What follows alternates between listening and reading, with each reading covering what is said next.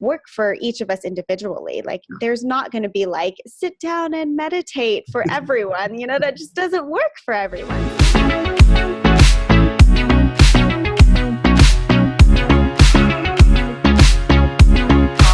Now, do you feel like your body is a little stiff or a little less mobile than it really should be? And I'm really happy to be sharing this episode with you today with the Queen of Mobility, Jen herself. Because in this episode, we dive into what are the most common problems that you could be facing, all the way from you being in pain to a lack of results from your training, to why breathing, mobility and movement are so important for you to be doing today, but also how you can increase your mobility and strength in just a few short minutes. And we dive into why I am taking part of Jen's challenge and why you should too. Hi, I'm Chris Dufay and you're watching Breaking Success. This is the backstage pass that gives you the answer for you to build the body, the business and the life that you love. This is really one of those episodes that you're going to be able to take so much away, especially with you being able to be a part of the Breaking Success movement. This is being able to, how can you really be in the best health, the best shape, and how can these factors really flow on to you living the life that you really want. So I'm really looking forward to hearing from you after this episode. Jen, thank you so much for coming onto the show with me. I am really pumped. And as I was just saying, I've been creeping you out something fierce lately and enjoying all the content that you've been creating. You're giving a huge amount of value, and I'm really coming into this chat with you two reasons. One, very selfishly, I know my mobility and actually like just my body and how I'm functioning, it needs to be better as well. So I'm coming into this looking to improve myself, but then also really making sure that we get the message that you have just to so many more people, because I feel like this is a real like underpinning of what we need to be doing. There's so many people wanting to just drag themselves out of the gym each day as a sweaty mess. We're sitting down too much of the day as well. And I know myself, being a personal trainer for over 10 years to now like running my online businesses, I do a lot more sitting. So I know I'm feeling a lot of problems coming with this as well, but all of it. Thank you so much for taking the time out for this, Jen. Really appreciate it. Thank you for having me on. I really appreciate it. Awesome. I really want to start with, what got you into mobility? Like, this isn't something that I know a lot of people are talking about these days. Yeah, and I think that's the issue. Exactly. So it's definitely, when I see clients one-on-one for physical therapy, I mean, the first place that I'm going to start them out is really diving in and looking at their restrictions.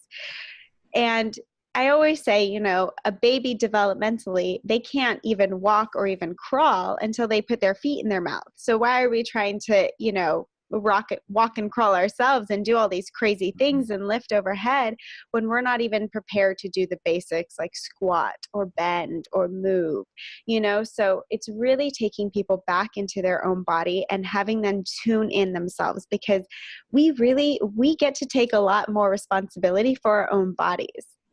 It's like, people always want to say, oh, you're going to fix me and you're going to do this. And I'm like, I don't fix you. I don't do that. I help point it out, but you're doing it. You move into your own body. I'm just helping to bring awareness to that. But if you dive in yourself, like, people can bring awareness themselves. And so that's really like my point here, is to really allow people to dive in, tune into their own bodies and free up their own restrictions so that they can lift heavier and squat lower and do all these other crazy things they really want to be doing.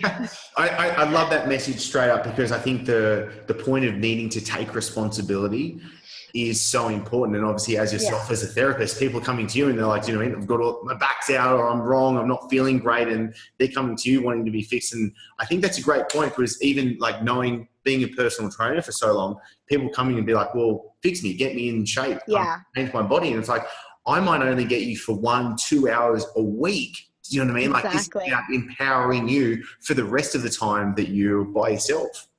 Exactly. And that's the point. It's like, you honestly shouldn't be, it's different for a personal trainer than a PT. I think people do rely more on personal trainers to really like, no, you're going to make me see the change. But for PT, you shouldn't be needing to see your therapist or chiro, whoever it may be, more than once a week, if not once a month, because, you know, you should really be then taking what you learned and implementing that into your own daily life. Because it's not like, I mean, we shouldn't be asking you, you're going to do an hour and a half of these, you know, exercises. Like, no, it's little things that you can do this and get up off your chair and do this stretch, or do this stretch while you're sitting at your desk, or do this once you wake up in the morning, or do this right before you go to bed. So like things that you can implement throughout your day is what I really want to make people appreciate about their implementing it into routines, as we all like to say. I love that. And that's so good, because I feel like even myself thinking about it, it's like, well, is this going to be like another 60 or 90-minute thing that I have to try and squeeze into my day when my day's already packed out? And I love these like little tidbits. And I think that's also, you know, somebody switched on about coaching people and helping people actually create a true transformation when it's being able to give these little steps along the way as well. So I appreciate that. Maybe let's go big picture and boil it back down into like small, what we can start doing from today's session. What are the main problems that you're seeing as a therapist? Really, I think especially being in LA, I see a lot of people who are just like, gotta be like in a high stress environment all the time, and not really taking the time to even breathe or slow down or stop or rest or listen and tune into their bodies. And so when you're at this constant high speed, high stress situation, like you may need not even notice that you're shooting cortisol throughout your body way more than it needs to be, you know, and increasing the inflammation. You could be eating right and doing all these other things and trying to get sleep. But if you're just like constantly stressed out and not really finding these ways to calm down or breathe or just relax in your body, you're keeping your system at like a constant high rate, which only increases your feeling of pain. And this is where a lot of chronic pain comes from. And it's like, we do this to ourselves, which I get it. It's hard, especially if you live in an area where it's like constant pressure, constantly having to take care of kids and run a business and do all these other things. It's like, I get it. Like we are running at like high levels, but we have to be able to find these opportunities and these ways that work for each of us individually. Like there's not going to be like, sit down and meditate for everyone, you know, that just doesn't work for everyone. So you got to find like your meditative activity that it could be like knitting. It could be literally what I start people off with is usually just give me 5 to 10 minutes before you go to bed. Plop some pillows underneath your knees so they're kind of stacked up and laying comfortably on your back. Put one hand over your chest and one hand over your belly. And just breathe in through your nose nice and slow, out through your mouth nice and slow, like you're blowing out 50 candles. And really feel where the breath is going in. Because if the breath is mainly in the top chest hand, then we know that we're telling our brain that we're constantly in a stressful state. And I like to tell people is like, say you get scared and you like suck in and you gasp real quick. Well, your chest takes all that pressure and you're automatically telling your brain, I'm in a stressful situation. But now think about breathing every single hour of the day from your chest. Then you're always going to tell your brain you're in this stressful situation. So just taking the time throughout the day, even if you just started at night and laying down and feeling if your belly hand and your lower rib cage can expand more than your upper rib cage, then it helps to really get into your diaphragm, get oxygen throughout the body, feed your muscles, especially after, you know, working out hard and going heavy and taking care of yourself the way that you want to at the gym. But really being able to tell the brain and take it back down to that parasympathetic level of getting out of stress, decreasing cortisol throughout the body, and allowing yourself to just be. That is really good advice, and something I've only been doing this recently because I found myself in that state on a day-to-day where I was wanting to get so many things done from like 6 a.m. till in the afternoon, where before I have lunch, I jumped in the pool, And then I'd lay in the grass, try and get some sun, but I just like lay in the grass, some grounding, but lay there and do diaphragmatic breathing, listening to some hollow sing. And it was like only 5 or 10 minutes that I was giving myself. And there was like maybe the second time I was doing it, I actually realized how relaxed I was. But then the thought came into my head was like, but that means I've been so stressed beforehand, like wanting to just get so many things done. And I'm like, there's such a big difference. Like, yes. I shouldn't be feeling so like relaxed because I'm so stressed. Do you know what I mean? I know. I know. I mean, it's hard to find a perfect balance. And I don't think and we're always seeking that perfect balance, right? That's what everyone's looking for. And I don't think that we're ever going to really find that, but just find what works for you and allow yourself to have compassion for yourself too. Because I think when we do like, oh no, I ate that thing, or I'm so stressed out, and then you shame yourself and you're just adding more stress to the situation. Like we're not helping anything. So allow yourself to like be compassionate for yourself. Like understand that we're all human. We're all going to mess up.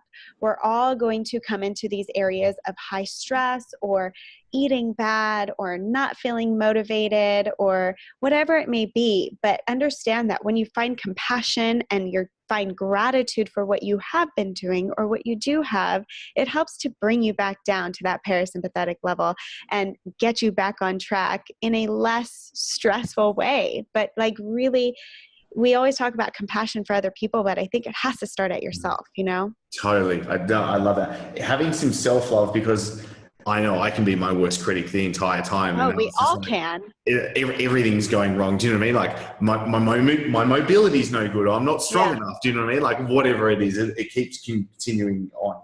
All right. What are the main problems that you're seeing as a therapist when it comes to mobility wise? Where are you kind of seeing the major mistakes people are making? Because I feel like so much of the time things can get so bad before we ever do anything. Like we have to feel that pain before we ever go, okay, I'm going to do something about it. So where are you kind of seeing people in that pain section, and what can we start doing getting out of it?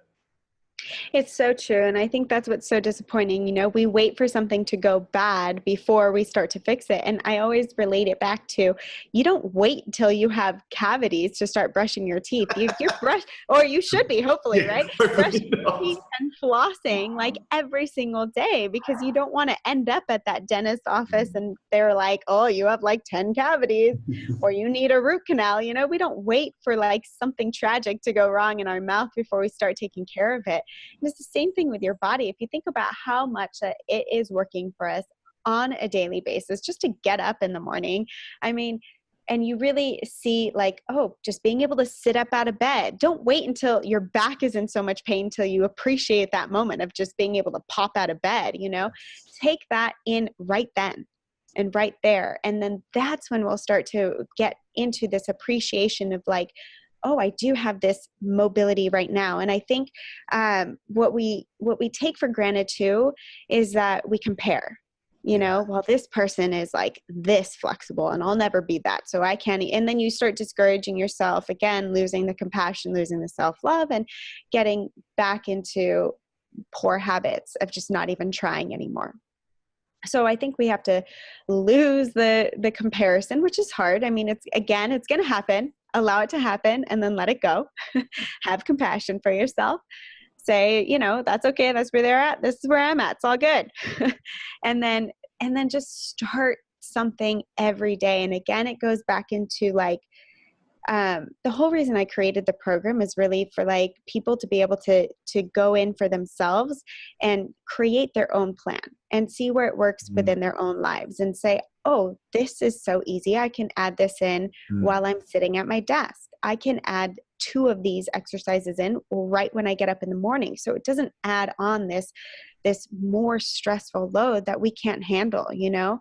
And so I think when people understand that we can start at any time, and it's not about, you know, where I need to get at, because it's really about sustaining so that I prevent injury. And it's really about a long haul process of like, I want to continue to be healthy and bend down and pick things up because I may not have grandkids right now, but in the future I want to, and I want to be able to still pick them up and play with them. So again, we don't need to keep waiting for the next event or the next time we have pain, but we got to start picking it up into our lives right now. That's so good. And I think this also kind of brings me into a question that I wanted to bring to you. And that was the difference between flexibility and mobility, because I feel like this might be something that a lot of people might be unsure of. So how do you define them, and why did you go down the route of mobility? Yeah. Flexibility is more of like what I would say when you look on Instagram and you see all the super flexible people. And it's really, it's a pretty thing, but it's not always as functional. Yeah. Flexibility is still great and it's used in mobility. Yeah. But the thing is, flexibility is when you're just passively holding into a stretch, literally no muscle effort. You're just relaxing and breathing. And we all need to get to that state so that we can have that release in muscle tissue and that decrease of tension. So you definitely want to find that type of flexibility and relax into a stretch. But then mobility comes in when we can really take that range of motion we just created and actively get into that, with active range. So that means that I'm not just stretching into my hamstring, but I'm actively lifting my leg up, contracting in the front of my thigh and my quad, and elongating my hamstring into that range that I was holding in. So now it becomes more of a mobility that is actually functional throughout my full range of motion in my joints, utilizing deeper into my joints and my muscle tissue around. So now it becomes something that I can take into my everyday life. And it becomes functional when I go lift up children or bend down or lift weights or whatever it may be. So that's why I really wanted to dive into more of the mobility aspect, because it does get deeper into the joints as well, because you're actively having to move things instead of just passively relaxing. Totally. And I feel like you can see this, a lot of people which do static stretch a lot, but then when they're actually trying to go through movement, train, exercise, that's not actually transferring across into their movement. And I'll pop some links in the show notes below for the videos that you have, Jen, because I've watched the videos of like your mobility. I'm just like, and this was the comparing state. I'll admit, I was just like, oh my God, I really need to do something right now. Bad state right now. Okay. What are the benefits that you're seeing? Because I know a lot of people would come to you, they'll do the work with you. What are the benefits past the kind of the superficial? And I'll put myself out there, where obviously say like helping people say like lose weight or transform their body. The superficial level is helping people aesthetically look better, but we all know there's deeper levels. Doing the onion going deeper and deeper and deeper. So what are the what's the onion that you're peeling when it comes to people and their mobility? I really just want people to be able to take appreciation back for what they have. Because no matter what mobility you may look like in your body, like you have something. And you don't have to have this crazy flexibility to be able to say that you're a mobile person. Just being able to get out of bed or sit down on a toilet, that takes mobility. So like understanding where you're at and that you have this capable, able body that is able to transform into something that maybe can squat a little lower, maybe can bend a little deeper, maybe can reach overhead a little bit more. But being able to say, this is what I have right now, and this is okay because I'm going to move within it, and then I can still access more. There are people who are born with juvenile rheumatoid arthritis who cannot access more, like their range of motion is literally with what it is. And a lot of times they'll have surgery to try to access more, but that's what it is. And I've met this young lady, and she was like 25 and did yoga, ran, literally could barely spread her legs, could only bend her elbow about 90 degrees. But she would walk her dog every day. She would go running. She would go do yoga. Like, this is her mobility, and she uses every ounce that she has. Yeah. So that's amazing. And we get so hung up in that comparison mode of like, no, I can't do this, I can't do that. But when you're born without these limitations already on you, which aren't really limitations because obviously she's doing everything, But just what we think is limitations or disease, if you're not born with any of that and you have this capable, able body, use it. Yeah. Be so damn appreciative of it and grateful for what you have and use it. And that's really like the onion I'm trying to peel back, is just getting people into that deeper level of appreciation for what we have and what we're able to obtain, no matter how long it takes. I mean, people are always like, well, if I do this though, how long is it going to take me? I love that question, because it's such a, like, how long's a piece of string going to really be? Yeah. But also, it doesn't take into fact, well, maybe you've been sitting at a desk for 12 hours a day for Exactly. like 20 years. Yeah. It's going to take some time to come back. Totally. And I always say, like, think about how long it took those hamstrings to get tight, or for your body to get into that position. Like, do you remember the last time you bent down and touched your toes? It's probably going to take a little while to undo that, which is totally fine. Like, at the point that you even are seeking this information and are ready to take on that journey, that's beautiful. And that's enough right there. Yeah. So just appreciate, again, appreciation, compassion, self-love, coming back to that appreciation all the time is so key. I love that. Okay. I'm writing that down. That's so good. I'm making notes here. I'm learning it. This is great. Okay. When it comes to mobility on more of a holistic view, like, what else comes into the factors of how mobile is my body, other than, say, doing some exercises or stretching and the things that we'll go deeper into in just a second? What are the other pieces of the puzzle that we need to kind of play with?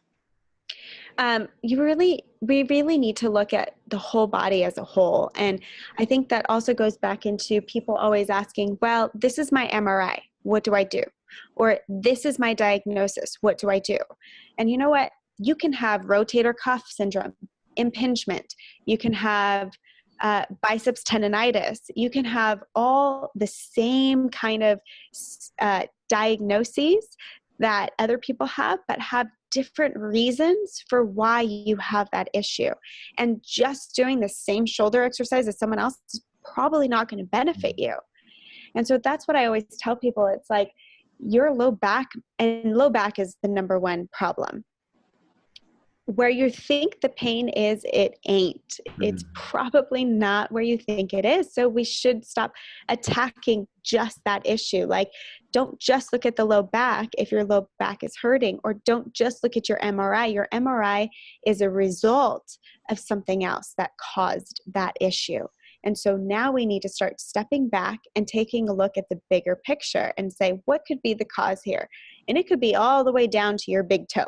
Yeah. If that big toe is not moving, because you need to push off of that every single time you walk, or when you do anything, you run, you jump, anything, is your big toe has to be mobile. If that's lacking, your foot could be dropping, your ankle could be lacking, your hip could be lacking, leading all the way up to that upper back pain. You know, so it's like there's all these different issues that we have to look at and be able to dissect and dive into your own body, so that you know what is unique for you. Like, we're also very unique beings. Yeah. And I think we forget that sometimes, or we forget that we're not symmetrical as well. That's a huge one. It's like, oh, I have scoliosis. And I say, hey, me too. Yeah. I didn't even know I had scoliosis until I was like, I think like 24 or something. Oh, wow.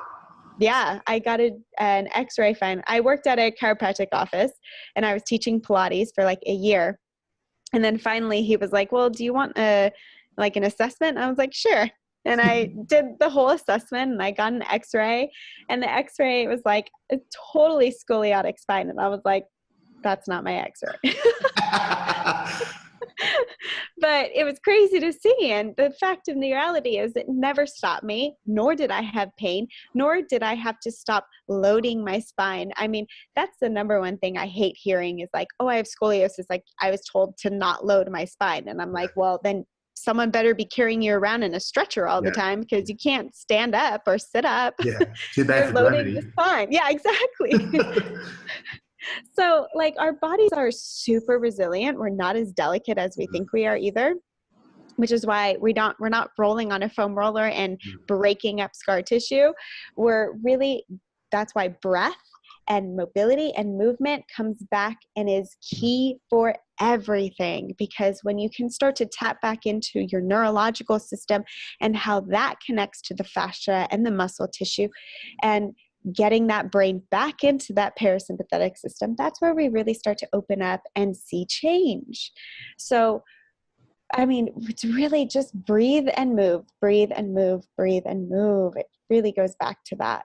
You are absolutely knocking this out of the park, because I really came into this going, okay, for people to be even just more successful in life, not even say happy with their bodies and how they're moving, but really being able to translate that into life as well. You've touched on some really good things, like the breath, the mobility, the movement. The three big takeaways I've loved about this is taking responsibility, having compassion with yourself, and then also having appreciation for everything that we have as well, because I feel like they're just three guiding principles that we can use throughout as well. Plus, you know what I mean, we can get this. Okay, I'm gonna put myself out there. I know we're talking about the challenge that you're starting, and this episode's going to be coming out just when this challenge is going to start. I'm going to do it.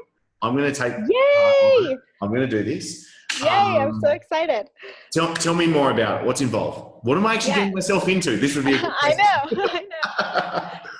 So it's a 7-day mobility challenge, and it only takes no more than 10 minutes, sometimes even less. And it's really just, we go through the entire body in terms of using different mobility exercises every of those 7 days. And then it comes back to a gratitude meditation every single time. Awesome. So it's only about like 2 or 3 movements that we're going to move through at different parts of the body. And then it's kind of just like laying in some kind of gratitude meditation and really talking about what we just did, how that just affected our bodies, what we get to appreciate about what we just did and we're able to do. And then I do go into some stories, like I do talk about the girl who had JRA and a funny story about her gynecologist. And and we talk about just some other stuff, but it's really just a way to kind of show you how easy this is to implement into your everyday life. It takes no longer than 10 minutes. And I'm giving away some pretty cool prizes to people if they participate.